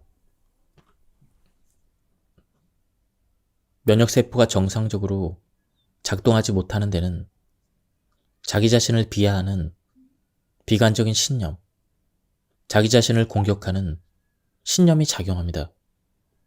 저는 그런 환자들에게 자존감과 자신을 사랑한다는 신념을 갖도록 훈련하게 합니다. 자기 몸을 사랑으로 돌보고 자신과 화해하며 스스로를 축복하게 하는 것입니다. 자기 자신과의 갈등이나 타인을 공격하는 마음을 바꿀 때 자가 면역 질환이 극적으로 좋아지는 경우를 많이 봤습니다.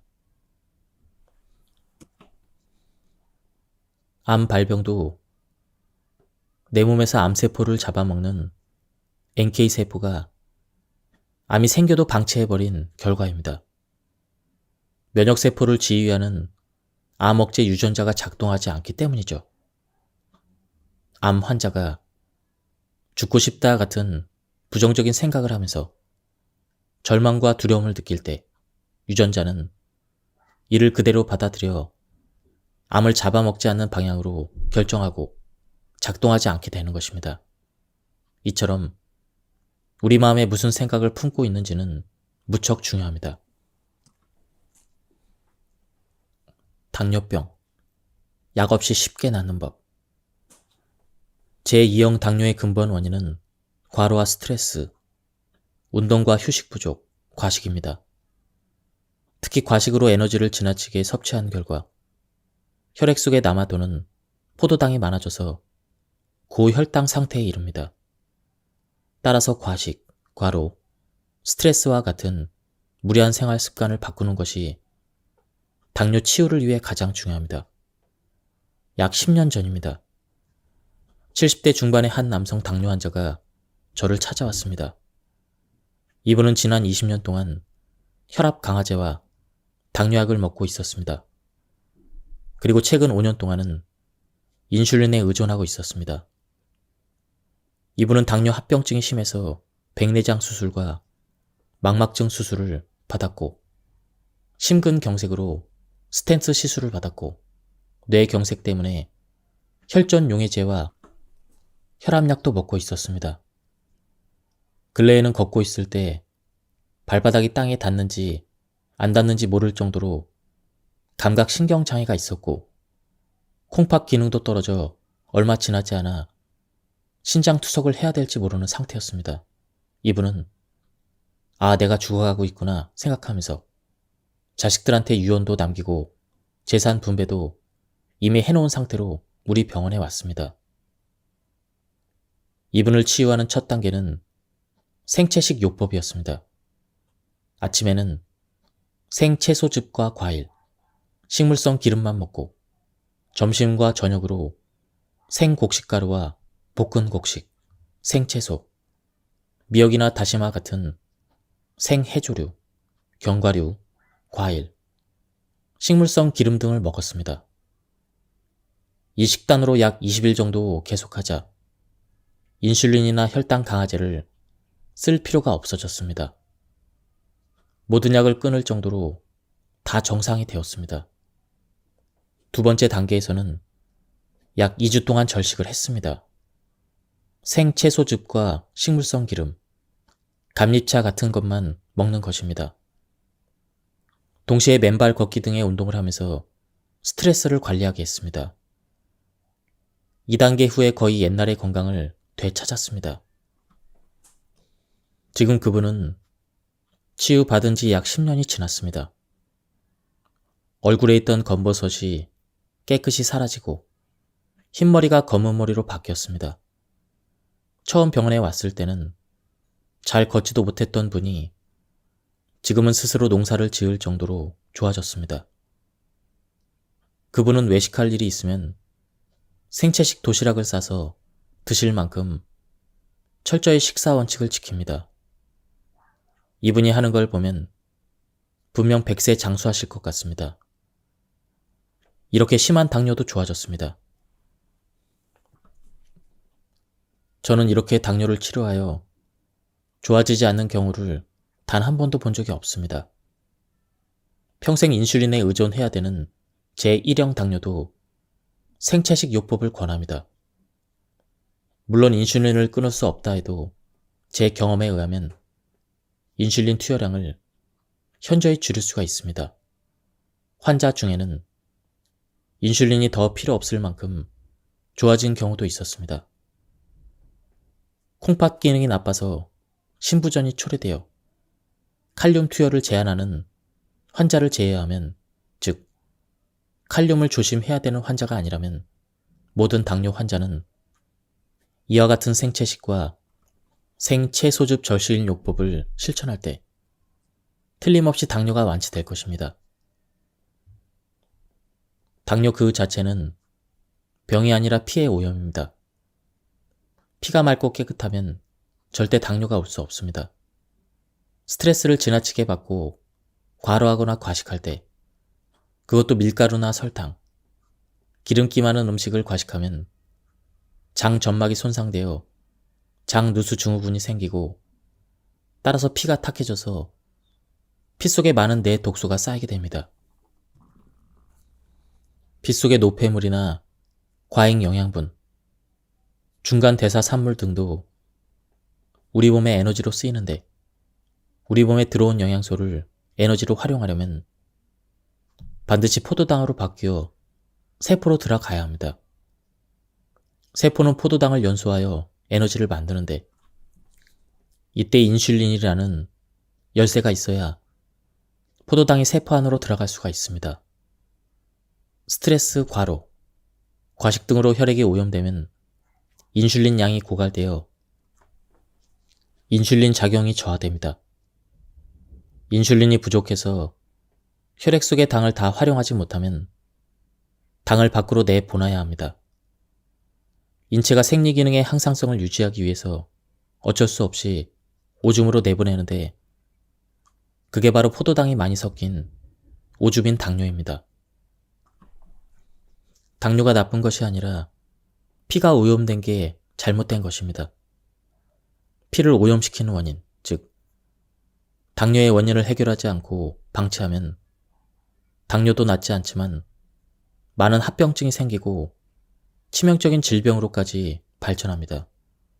따라서 당뇨는 약 없이도 정상이 되도록 완치해야 합니다. 다음은 암 치유에 대한 부분입니다. 미국에서 온 유방암 환자를 이와 같이 전체적이고 통합적인 방법으로 치료했습니다. 암 환자를 이런 관점에서 치료할 때는 크게 두 가지 목표를 세울 수가 있습니다. 첫 번째 목표는 암세포 생성을 최소화하는 것입니다. 암세포가 몸속에서 최대한 덜 생산되도록 하는 것이죠. 두 번째 목표는 이미 생긴 세포들을 효율적으로 줄이는 것입니다.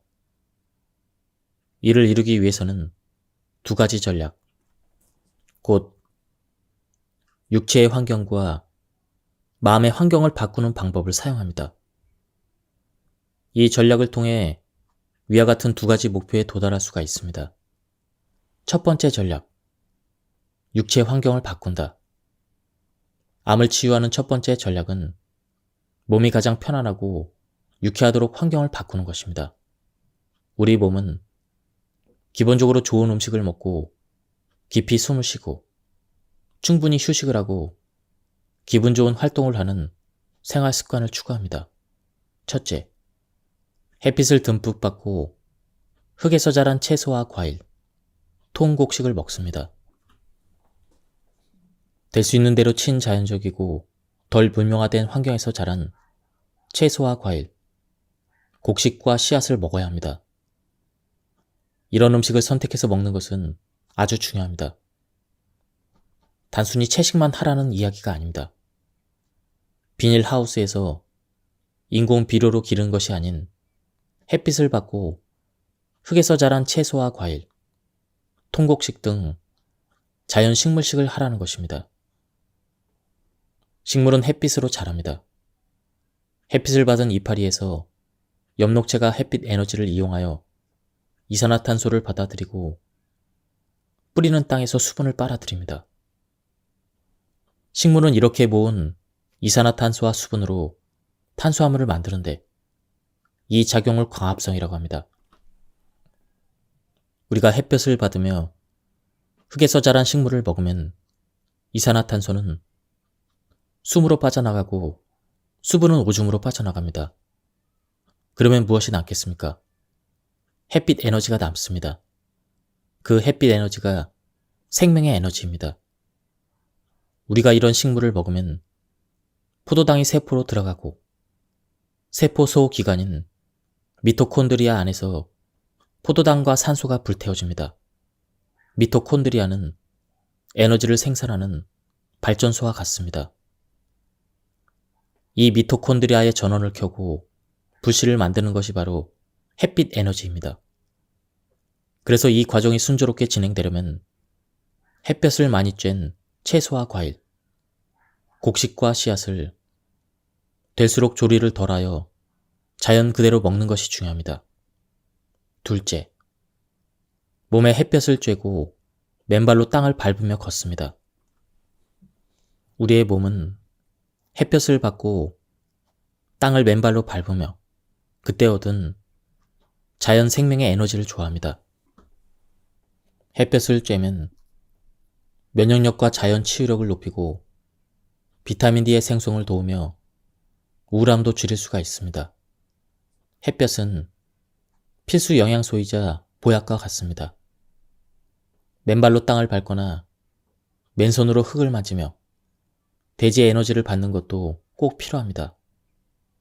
만병의 원인인 활성산소와 축적된 정전기가 맨발 걷기를 통해 땀으로 배출됩니다. 지구는 마이너스 배터리와 같고 활성산소와 정전기는 플러스 전하를 띠고 있어서 땅으로 흘러가게 됩니다. 이를 의학용어로 어싱이라고 부릅니다. 일본의 의사 호리 야스노리는 우리 몸속에서 심장이 뛰거나 혈액과 림프액이 흐를 때, 또 호흡을 하거나 음식물을 소화하면서 위와 장이 움직일 때마다 마찰이 일어나고 정전기가 발생한다고 합니다. 문고리를 잡거나 머리카락을 문질렀을 때 그때 나오는 그 정전기 말입니다. 이 의사는 만병이 정전기에서 생긴다고 합니다. 끈적한 혈액, 좁아진 혈관, 신경세포의 손상, 암세포 생성, 피부세포 손상, 인슐린 분비 감소 등 질병의 원인이 되는 이 현상들을 모두 몸속의 정전기가 일으킨 소행으로 보는 것입니다. 이렇게 몸속에 쌓인 정전기는 손과 발이 땅과 접촉할 때 많이 빠져나갑니다. 바닷가에서 모래를 밟거나 잔디밭을 맨발로 걷는 것도 좋습니다. 날마다 한두 시간씩 집 근처의 흙을 밟고 맨발 걷기를 하면 건강 개선에 큰 효과가 있습니다. 가장 좋은 것은 텃밭을 맨발로 밟으며 가꾸는 것입니다. 햇빛 에너지를 받고 자라는 채소, 요즘은 그것을 태초의 먹거리라고 합니다. 채소를 재배해서 좋은 먹거리를 만들고 내 몸속의 정전기도 빠져나가게 하고 좋은 생명 에너지를 받는 것입니다. 이처럼 낮에 햇볕을 쬐고 땅을 밟고 걷는 것은 아주 중요합니다. 또 저녁에 잠을 충분히 자고 휴식을 잘 취하면서 친자연적으로 생활하는 것이 수술이나 항암제, 방사선 치료보다도 훨씬 더 효과가 좋은 약이라고 저는 믿고 있습니다. 몇 년 전 조류 독감에 걸린 양기장의 닭 수천 마리를 폐사시킨 대참사가 있었습니다. 그때 산에 풀어놓고 키운 닭들은 조류 독감에 걸리지 않고 멀쩡하게 살아 있었습니다. 자연의 생명 에너지를 받아들이며 살았기 때문입니다. 땅을 밟고 햇볕을 쬐고 바람에 피부 호흡을 하고 자연에서 난 것을 먹으니 병이 잘 걸리지 않았고 병이 생겨도 쉽게 나았습니다. 두 번째 전략. 마음의 환경을 바꾼다. 암을 치유하는 다음 전략은 마음의 환경을 바꿔주는 것입니다. 앞에서 독일 의사 하머의 갈등에 관한 이론을 소개했습니다. 실제로 우울증이나 좌절감, 절망감, 특히 배신감이나 미움, 질투심, 분노, 이런 감정은 뇌파 검사를 통해 확인해 볼 수가 있습니다. 그러한 왜곡된 마음의 파장은 면역세포의 유전자를 고장내고 면역세포를 극도로 약화시킵니다. 반대로 마음이 기쁨과 희망, 감사와 사랑으로 회복될 때 손상되고 변질된 유전자가 정상으로 조절되는 효과가 있다는 것이 후속 유전학으로 증명되었습니다. 마더 테레사 효과라는 말을 들어보셨나요? 인도 콜카타에서 헌신적으로 환자들을 돌보는 테레사 수녀의 다큐멘터리 영상을 어느 의과대학 학생들에게 보여줬습니다. 영상을 보기 전후에 학생들 면역세포 수치를 체크했는데 영상을 보고 감동한 학생들의 면역 수치가 크게 상승했다고 합니다.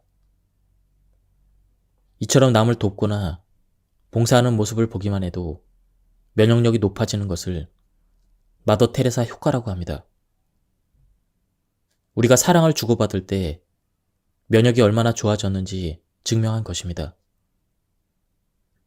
감동적인 영상을 보기만 해도 암이나 염증을 잡아먹는 T세포나 NK세포가 크게 증가합니다. 암을 예방하려면 어떻게 해야 할까요? 암을 예방하기 위해서는 암 발병 원인을 고치면 되지 않을까요? 잘못된 음식의 과식과 화학물질의 오염, 지나친 스트레스, 휴식 부족을 가져오는 생활 습관과 방식, 환경을 바꿔야 합니다. 사람이 생존하기 위해 반드시 필요한 것이 무엇입니까? 우선 숨을 쉬어야 합니다. 두 번째는 음식을 먹어야 하고, 세 번째는 활동, 곧 운동과 일입니다. 네 번째는 마음을 쓰는 일이고, 다섯 번째는 관계, 곧 자연 환경과의 관계나 인간 관계 같은 사회적인 관계를 잘 해야 합니다. 이처럼 생존의 필수 요건인 숨쉬기, 음식, 활동, 마음, 관계. 이 5가지를 잘하면 건강하고 잘못하면 건강이 나빠집니다. 의학이란 이 5가지 요건이 잘 되도록 돕는 보조 수단이라고 할 수 있습니다. 모든 건강법도 잘 살펴보면 이 5가지 범주 안에 다 들어가 있습니다. 첫째, 숨쉬기. 숨쉬기는 들숨과 날숨, 내쉬기와 들이쉬기입니다. 가장 좋은 숨쉬기는 옛 가르침처럼 심장세균, 즉 숨을 깊고 길게 그리고 가늘고 고르게 쉬는 게 우리 건강에 가장 좋습니다. 일본의 야선 환화에서는 유명한 호흡법 이야기가 나옵니다. 책 제목이 달밤의 호수에서 배를 타고 한가롭게 나누는 이야기인데 그 풍경이 무척 정겹지 않습니까? 숨은 다음과 같이 쉬라고 이야기합니다. 깃털이나 솜털을 코에 대고 흔들리지 않을 만큼 정말 고요하고 깊고 천천히 숨을 들이쉬고 내쉬는 것을 300번 이상 반복하면 모든 병이 낫는다. 이 호흡법은 아주 뛰어난 효과가 있습니다.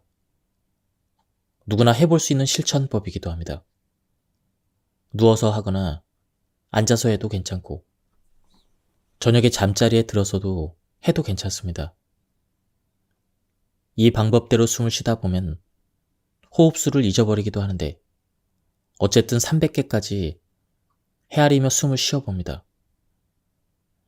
하다 보면 호흡이 딱 멈춰서 숨이 안 쉬어지는 것처럼 생각이 고요하고 마음이 편안해집니다.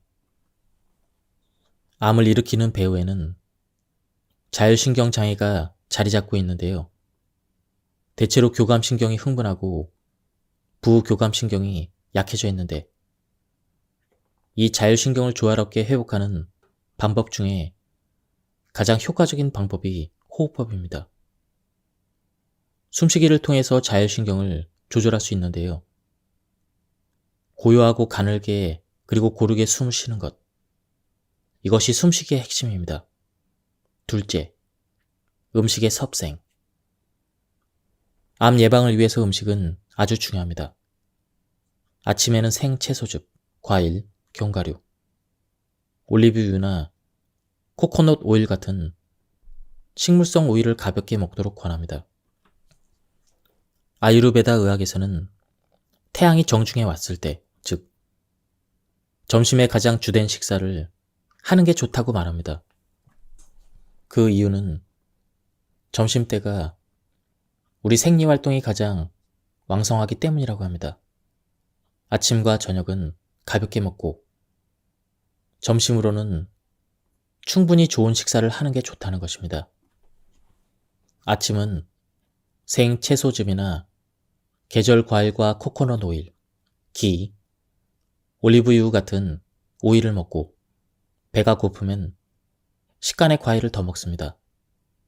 몸에 좋은 음식은 채소와 과일, 씨앗, 곡식인데 점심은 바라 현미와 여러 가지 잡곡으로 지은 현미밥을 100회 이상 잘 씹어 먹고 생곡식가루를 식사 전에 한두 숟가락 먹으면 더 좋습니다. 저녁도 현미밥을 먹되 점심때와 똑같이 생곡식가루를 한두 숟가락 먼저 먹습니다. 저녁으로 생곡식가루만 먹는 분들도 있지만 암 환자들은 음식을 잘 먹어야 하므로 현미밥이 좋습니다. 단, 비만이나 대사장애가 있다면 적게 먹는 것이 좋으니 저녁에 생곡식가루와 채소만 먹어도 좋습니다. 반찬은 생채소, 미역이나 다시마와 같은 해조류, 여러 종류의 나물, 청국장이나 된장, 코코넛 오일이나 기와 같은 식물성 기름을 권합니다. 고기와 생선 등 동물성 음식을 먹을 수도 있지만 한꺼번에 많이 먹지 말고 조금씩 자주 먹는 걸 권합니다. 동물성 음식을 먹을 때는 반드시 생채소를 같이 먹습니다. 좋은 음식을 먹는 것도 중요하지만 노폐물을 잘 배출시키는 것도 중요합니다. 이를 위해서 유기농 커피 관장이나 레몬즙 관장을 하루에 여러 차례 이상 하면 좋습니다. 커피 관장이 부담스럽다면 체온 정도의 따뜻한 물에 레몬 2개의 즙을 내서 레몬즙 관장을 해도 좋습니다. 커피 관장을 하기 전에 생채소즙을 먹거나 관장한 다음 발효식초 한두 숟가락을 미지근한 물에 타서 먹는 것도 좋습니다. 세 번째, 활동. 활동이란 운동과 일을 뜻하며 과로는 금기입니다. 성실하지만 않으면 건강해진다라는 책도 있습니다. 성실함이 과하면 교감신경이 흥분하고 에너지 낭비가 지나쳐 암이 발생하기 쉬운 환경이 만들어집니다. 일과 운동을 적당히 하는 게 좋습니다. 운동 중에서 가장 좋은 방법은 맨발로 땅을 밟고 햇볕을 쬐면서 걷는 것입니다. 맨발 걷기를 새끼 식사처럼 하루에 3회, 그리고 1회 30분 이상, 눈이 오나 비가 오나 꼭 실천하기를 권합니다. 물은 되도록 따뜻한 현미 숭늉을 주로 마시는 게 좋습니다. 식사 전후에 30분, 1시간 동안은 물을 마시지 않는 것이 좋은데 그래야 위장이 음식물을 잘 소화할 수가 있습니다. 오늘날은 냉기가 많은 시대입니다. 암 발병이 저체온과 관계가 있다는 것은 의학적으로도 증명된 사실입니다. 자기 전에 뜨거운 물로 목욕을 하거나 몸이 따뜻해지는 여러 온열요법을 실천합니다. 따뜻한 물을 마시기도 좋습니다. 냉장고에 있는 찬 것을 먹지 말고 흰 우유, 흰 밀가루, 흰 설탕, 흰 쌀밥, 흰 소금처럼 냉기가 있는 하얀 색깔의 음식을 되도록 줄입니다. 붉은 토마토나 사과, 비트, 당근처럼 붉은 색깔의 음식을 권합니다. 네 번째는 마음입니다. 저는 암 환자의 가족에게 꼭 당부하고 싶은 말이 있습니다. 부모가 암에 걸리면 자식들이 따라서 암에 걸리는 것을 많이 봤습니다. 암은 유전병이 아닌데 왜 이럴까요? 그것은 암을 만든 부모의 생활 습관과 방식, 환경, 그리고 사고방식을 그대로 자식이 이어받았기 때문이죠. 또 중요한 것은 부모가 암에 걸렸으니 나도 암에 걸릴지 모른다는 불안한 생각을 늘 마음에 품고 있는 사람들이 있는데 그 생각을 꼭 지워야 합니다. 암에 대한 근심 걱정과 염려를 완전히 지우고 건강만을 마음에 간직하도록 신념을 바꾸는 게 중요합니다. 마음 문제는 두 가지입니다. 하나는 불쾌한 감정을 버리는 일이고 다른 하나는 유쾌한 감정을 가지는 것입니다. 우리가 암을 끌어들이는 방법은 불쾌한 감정을 많이 가지는 것입니다. 불쾌한 감정을 유쾌한 감정으로 바꾸기 위해 마음 가운데 두려움과 분노, 근심, 걱정을 지우고 감사와 사랑의 마음을 유지되도록 하는 게 중요합니다. 다섯째, 관계입니다. 암을 예방하려면 내가 영적 존재로 기능하는 훈련이 필요합니다. 삶에서 보통은 기쁨이 일어나야 웃지 않겠냐고 말합니다. 그러나 그 반대입니다. 내가 늘 웃는 연습을 하면 기쁨이 일어납니다. 될 수 있는 대로 다른 사람에게 친절하게 말하고 배려하고 다른 사람에게 봉사하는 마음은 암 예방에 큰 도움이 됩니다. 이기적인 생각에 사로잡혀 있으면 암이 온다는 연구 결과도 있습니다.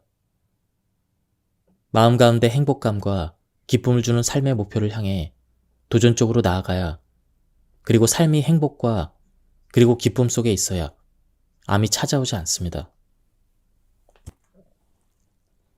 지금까지 이 책에 대한 리뷰를 모두 마쳤습니다. 이 책은 당뇨병과 암뿐만 아니라 거의 모든 질환에 대해서 치유 방법이 설명되어 있었습니다.